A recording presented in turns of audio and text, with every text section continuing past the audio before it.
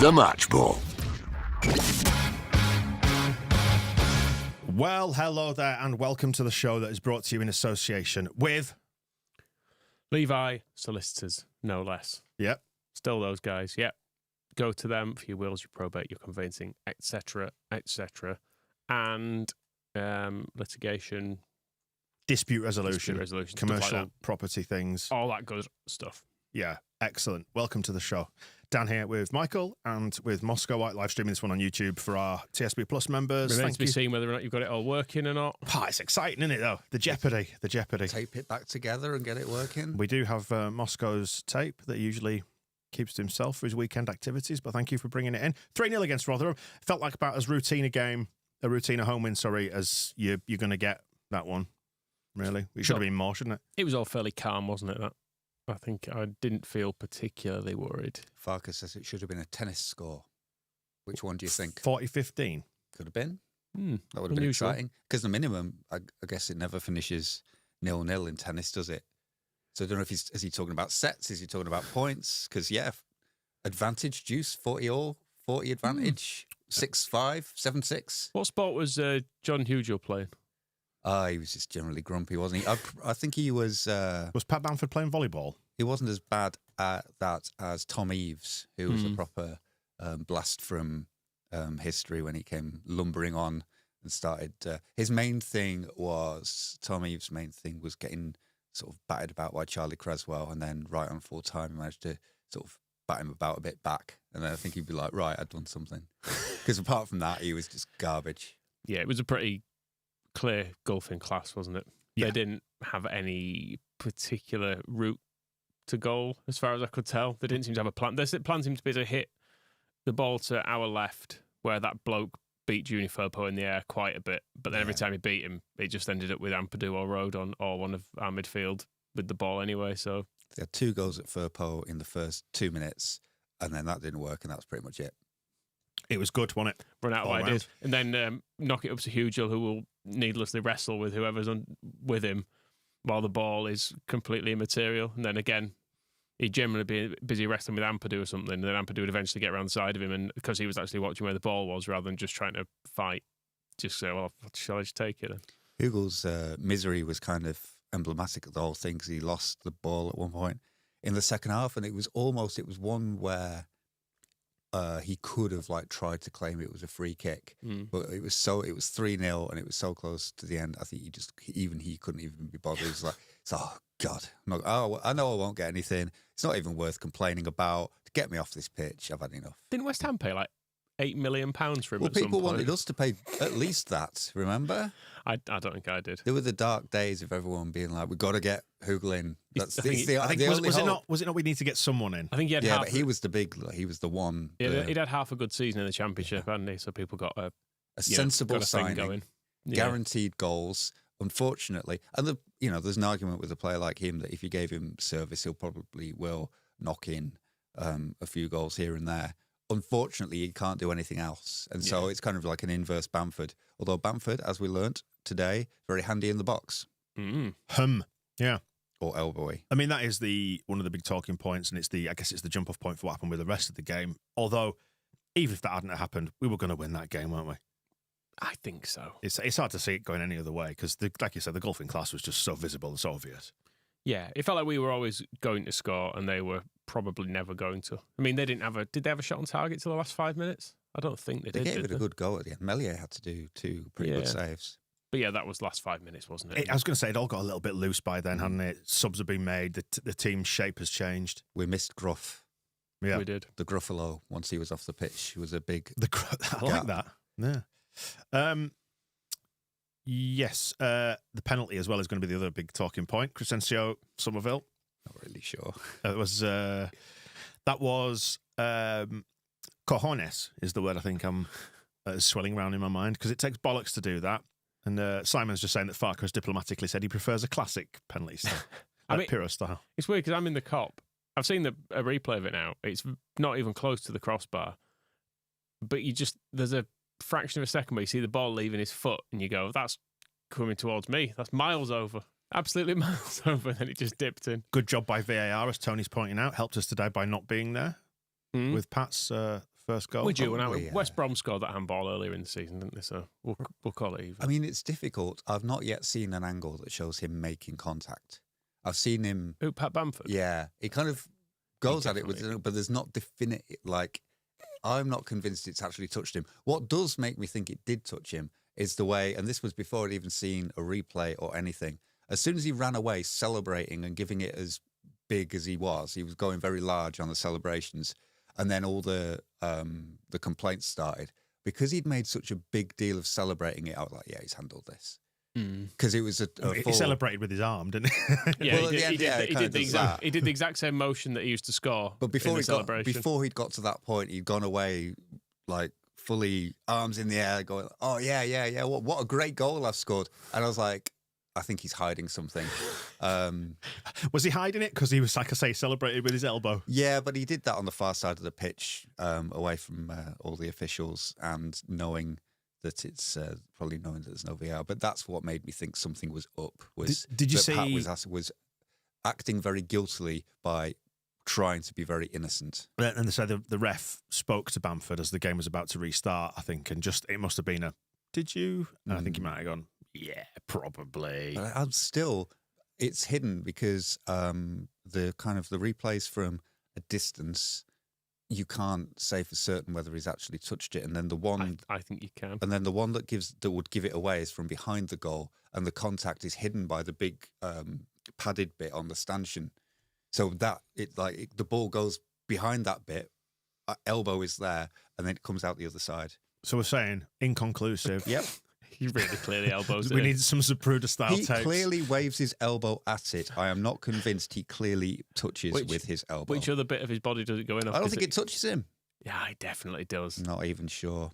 It was a weird goal because I thought it was an own goal at first. Yeah. Because I thought, I don't understand how it's gone in there because it looked like it was in front of Bamford and he couldn't have reached it.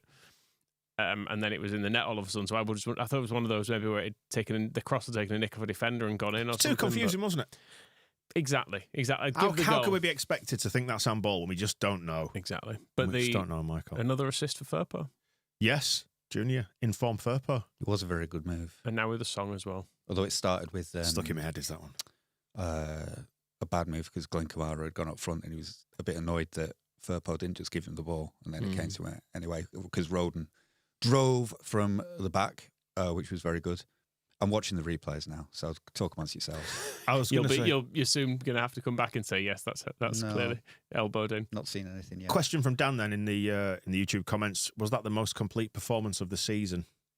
Didn't need to be, did it? I was going to say probably not, just because they are going down. Oh. So I think Leicester away was probably the most complete in the or sense Ipswich that, at yeah. home. Mm. This was just what you need to do against bad teams at this stage of the season. Just beat them, get early goal, get another goal, get another, punch one in the net.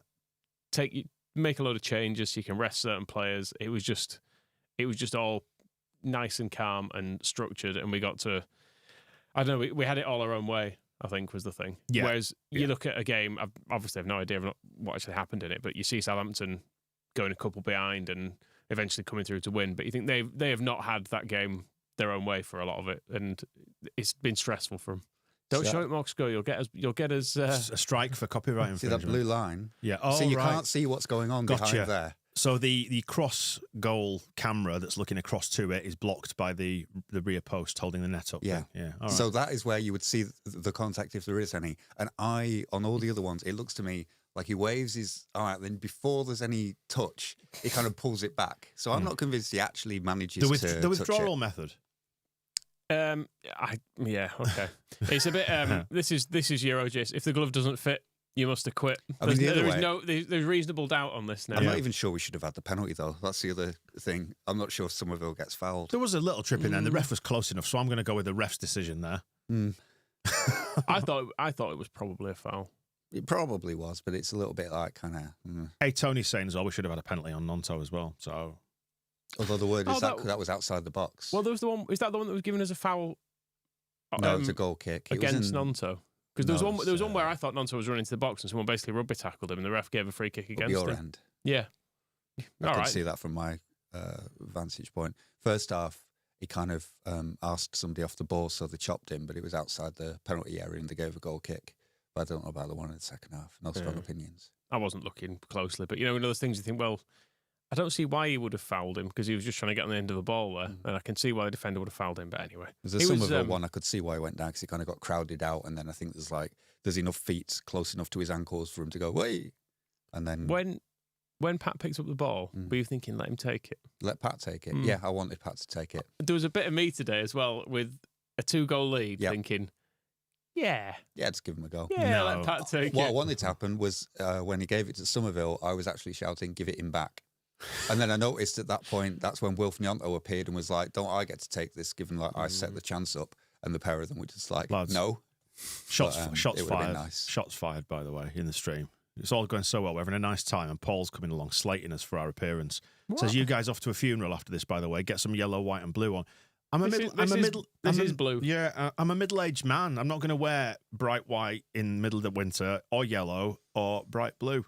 Me and Moscow are in blue, technically speaking. This is black with grey trim, so. But the daft thing is, I did have a blue, like outdoory jacket on, which I've swapped for this. You've let everyone down very badly. I feel like I've let the whole stream down. Sorry, everyone. Somerville's other goal was excellent. The one where Rutter played him through, and he managed to just squirm the finish out. Started by Firpo as well. Won the tackle in our half, and then gave it to Rutter. Did it come I think to it him went eventually? Somerville, and Rutter managed to beat somebody and then nutmeg Klukas with the through ball. Jorginho should have scored today, more than once. Yeah, but he's all right, isn't he? You just want to ruffle his hair. There was a bit where he's about 90% the best footballer in the world, isn't he? That ball through where he pulled it out the air, lovely bit of control. In his second touch, he just completely knackered it, and the keeper got it off him. There was another one where he had a shot from the edge of the box where it opened up, and it looked like there was probably a decent amount of space either side, and instead he just twatted it really hard over the goal. Yeah. And Somerville also should have probably scored first half as well, when it was a similar one from him on the edge of the box, and it opened up in that way that he always does. A bit like his goal the other night where he gets it and you can just see that space in the far corner, but he put it over. Yeah. The first half was, I think Farke will have been sharpening his efficiency knife at that time, which, he has kind of brought some of it out with his tennis score business. We could have had loads. Yeah.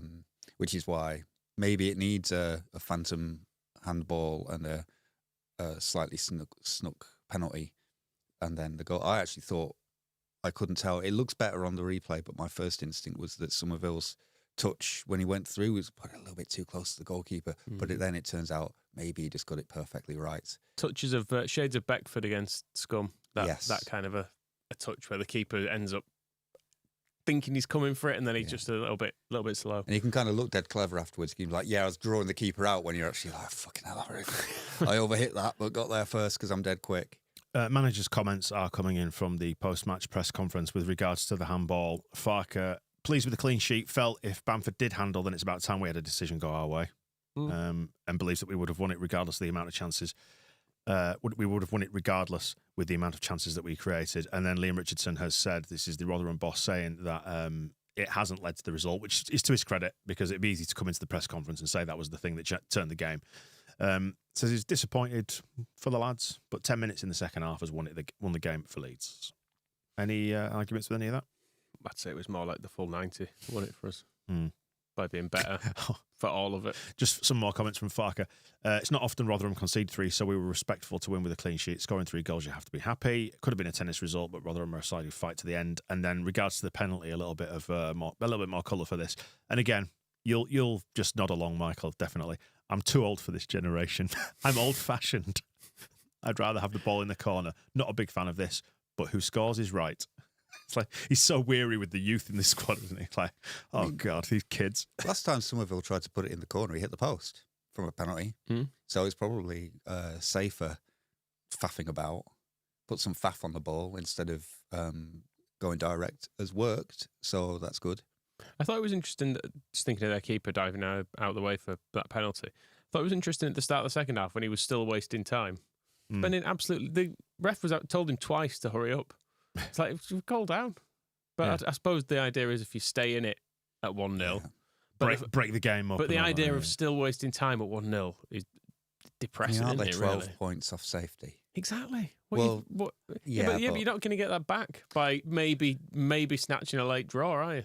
You're still going to go down. But when you're a goal down, the best you're going to hope for is a draw at that point. So you think, just keep the ball out of play as much, shorten the match as much as possible, and then hope. Because they probably had their best spell at 3-0 down. So if you keep it to 1-0 and Leeds have to make changes, because if we had to, if we'd felt like we needed subs instead of making them at our leisure, and then that was the time to hit us once Gruff was no longer there. So if it had been 1-0 and Melier wasn't there with those two saves, we could have lost 2-1. Just going back to... So I think it was a great game plan. I won't be surprised if Rotherham win every game from between now and the end of the season and stay up. Richard's just saying he's glad that Georgie, in a weird way, doesn't score more goals because I love watching him. And if he's banging in 20 plus in a season, then he's off somewhere shit like West Ham.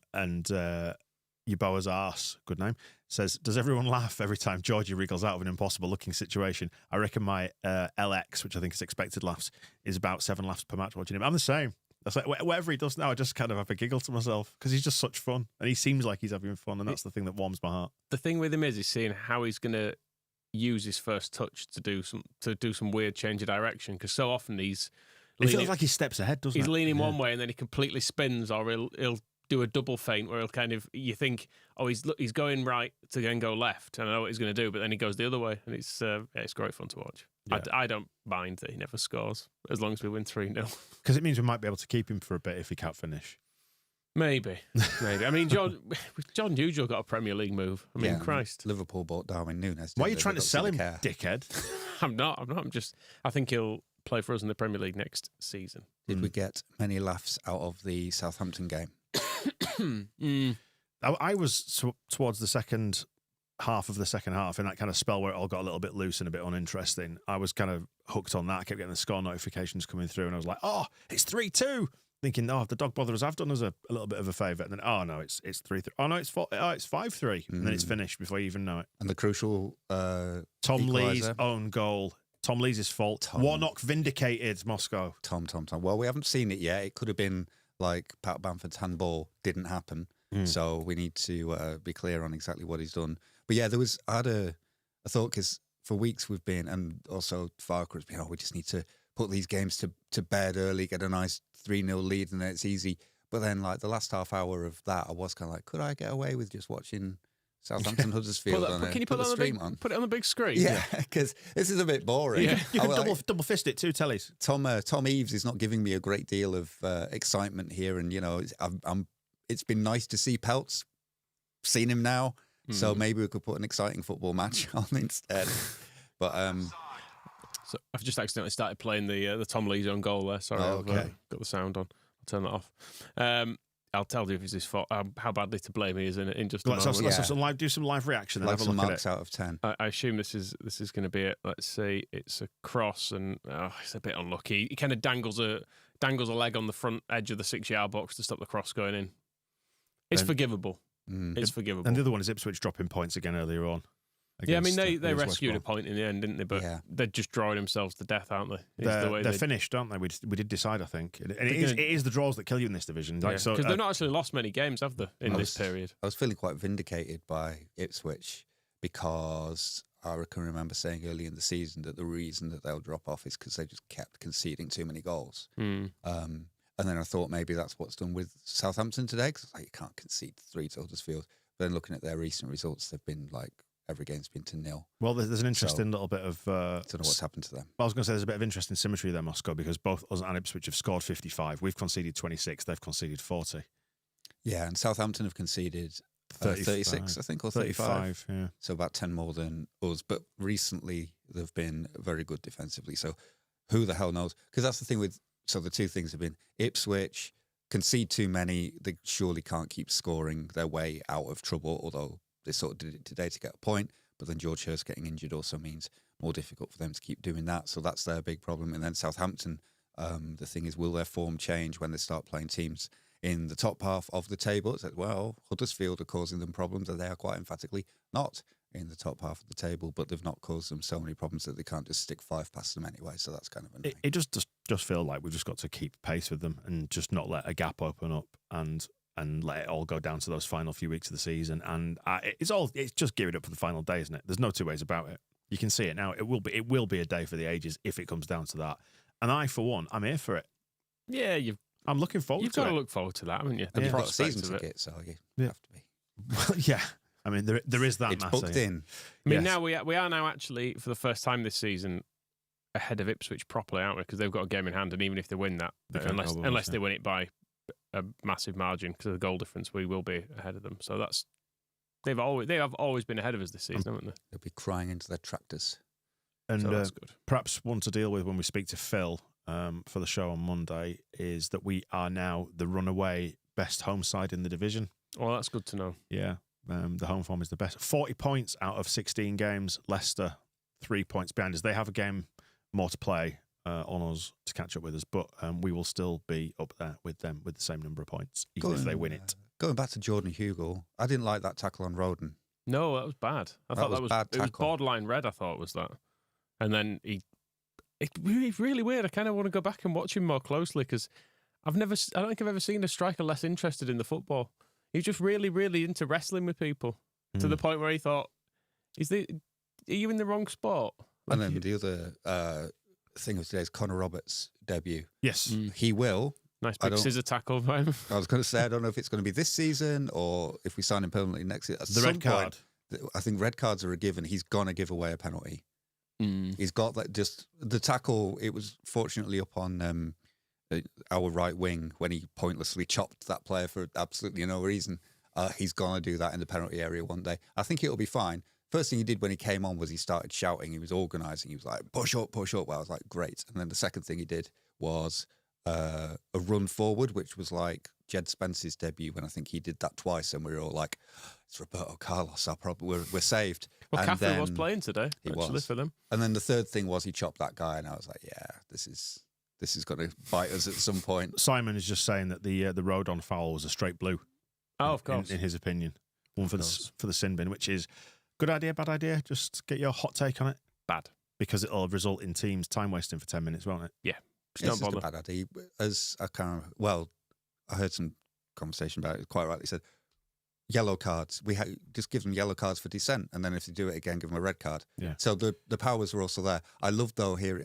I heard Peter Walton giving his opinions on it, and his opinion. Oh, I am pleased. His opinion boiled down to. Whatever they decide. No, he said that if it is something that will help the referees manage a game, then it will be a good idea. Do you know what would help the referees managing the game? If the referees just manage the game properly. Yeah, so yellow cards, red cards. But you could say, I think it's something you could say it to anything, right? Peter, we're going to give the referees tasers. He says, well, if that would help the referees manage the game, then great. Or we go the other way and say, like, right, the referees are going to have to referee from, we're going to dig a pit in the middle of the field and they're going to just like rotate on a little... A lazy Susan. Yeah, and that will be them. But they'll be seeing the game from pitch level. Only their neck will be above the grass. He says, well, if that is going to help, then that's a good idea. I love Peter Walton. I feel Useless. like with the blue cards, Bales read it right when I think he was talking about time wasting, actually, when he said referees have enough at their disposal to deal with this already. And he's exactly the same on this. Like you say, you give somebody a card for talking to you, and if they keep talking, just fucking send them off straight away. Just go like, why are you still complaining about this? Shut up, get Why off. don't you fuck off? Yeah. It's down to strength of refereeing as well, because when you talk about their goalkeeper time wasting, when are we going to see a goalie sent off for time wasting? Like, they can do that. You can do it. But the problem is there'll be so much, you'll have all the managers. Imagine if you sent off Aberdeen's goalkeeper for time wasting between now and the end of the season. You would never Any hear the last of qualified it. referee? Well, a different set of rules when Warnock qualified. Question and for you. qualified chiropodist, but feet were different in them days as well. Sorry, just having a drink. Question for you from Hutchie in the comments asking about our thoughts on Farker comparing Sinistera to a microwave meal. Oh, that was good. Yeah, I suppose so. Fair assessment. He sort of meant undercooked, really, didn't he? It's kind of was the only way I could really get my head around it. He says that undercooked, a microwave meal is not as fresh as fresh food, which is sort of a given. But I guess the idea was that he was there in training, but not really giving it everything. He was quite undercooked as a second time a round. player. It's not as nice second time round, is it? Well, you can't be. I mean, don't be reheating a microwave meal. No, that's a good I point. don't think that's why. I'm not confirmed that that's deadly. So that rice that's been sat in my kitchen on the countertop for about 6 weeks now, cooked. Don't do it. Just put it back in and Don't do it. don't do it, you say. Yeah, don't do that. Yeah, but you reckon it'll be fine? Health and safety gone mad. You can have that rice. Is it the Walkerati again? Yeah, exactly. Oh, bloody hell. Sick of it. Absolutely sick of it. Well, it's been a fairly nice day, hasn't it? Like, no complaints. The heart rate didn't get going too much. I thought the atmosphere was pretty good at Elland Road, considering they brought 6 fans, which again is understandable because it's a shit season for them and they're terrible and they're going down. I think they were wouldn't complaining do- about ticket prices. Yeah, as the well. reciprocation didn't do happen. that. So they were paying. It's £27 for us at their place. We asked for 25. They said no, 27. So we said right, 45. So the few fans who were there paid £45, and the several hundred who didn't were boycotting. So fair play. Like, I wouldn't pay £45 to watch Rotherham. No. No. It's Fair enough. fair dues. Yeah, but they got to watch Leeds too. So I was going to say worth that's every nice penny. for 'em. Worth That's every good. penny, That's- wasn't But it? then also you bump it up and you wonder why there is probably, why didn't they reciprocate the pricing as lots of other clubs have done? Do you remember earlier in the season when their chairman was asked, like, are you close to appointing a new manager? And he's just like, well, I've been a bit busy, been away. I don't know if they've got the similar attitude to paperwork as Blackburn. Did you see with their why their transfer didn't go through? Because they uploaded all the documents to the FA registration. The transfer matching system. Yeah, but then they pressed save instead of submit. Oh, so it's been saved in drafts? Yeah. Oh, no. And so the Football League is saying, well, no, you have to do, it doesn't matter, you have to do it properly. And it's the second... It's not our fault. We're incompetent. well, also, it's the It second... was all in place. If we just didn't do it. It's the second year that they've done this. So I think you get a bit sick of them. And then that's why John Dale Thomas, I think, apart from that they've been losing loads of games and like Venky's are being investigated as well, he's just like, look, I think I might go and just do something else. But it's great. So I don't know. I wonder if that's kind of whether Rotherham were just like that email got lost. Let's wrap the show up on this fact that's just been tweeted by the official account, which is 18 games unbeaten at home. The first time we've achieved the feat in a season since Don Reevy's 73-74 side. Hashtag Fortress. There you go. It's all right, isn't it? Yes, everyone played well again. It's weird, isn't it, to not really have anything to complain about. You could go through every player in the team and go, yeah, good, actually great, yeah, really, really good. Did one really good bit. Did loads of pretty good bits. Have you got a player of the match? It graded. No, Statistically, do you it was have one? Statistically, it was Somerville, wasn't it? Yeah. I was going to say probably Somerville. I thought it would be the Gruffalo today. Yeah, it was very good. I feel like neither him nor Kamara ever gave the ball away. I love the Gruffalo. That's going to have to stick, is that? He had some of the more David Batty-esque play in terms of just like wherever the ball is, he'll bring it down and give it to a Leeds shirt. And I like that. And then if it comes back to me, he's like, I'll just give it to another Leeds shirt. And it was all just great and tidy. And then it did seem the sub to get, so if we wanted to be, maybe it's not Archie's fault, but when Archie did go into midfield, kind of disappeared a bit. And then that's when we had to bring, Creswell came back on. Yep. So we saw a bit of Creswell. And Welcome back, Naughty Boy. Even got a song? Being on day release, kind of being brought back into the fold. Like, hey, just have a minute. Just go out and don't ruin this. Exactly. And then because Ampadu needed to go in the middle to help Gray out, I think. So the whole, by that point, though, yeah, like you say, the structure of everything had kind of gone to pieces, hadn't it? And it was like, well, there's just both. I think both teams have made about 5. Both teams made all 5 subs by that point. by the end, yeah. So And, it was.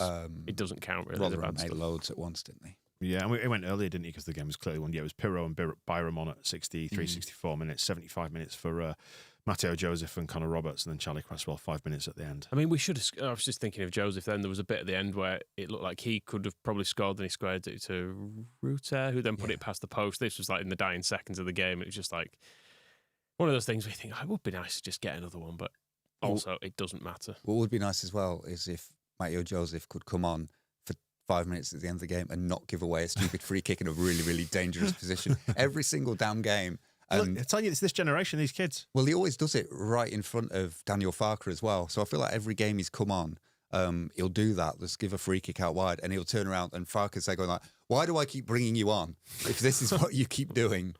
So I don't know. Maybe Joffrey will be on for the next game. Well, there you go. 19 shots in total, 6 of them on target. We outscored the XG, 2.7 to 0.28 it was This today. is my So tennis. it's your forehand smash. Yeah, Bit of Good lad. because elbows are tennis as well, so it fits with Bamford's goal. Cheers, Moscow. So we'll be back with Phil to speak to you on Monday, where we will get the view from the press box. We'll preview Swansea. Thanks for joining us on this one. Take it easy. Leeds are going up. See you soon. The Match Ball.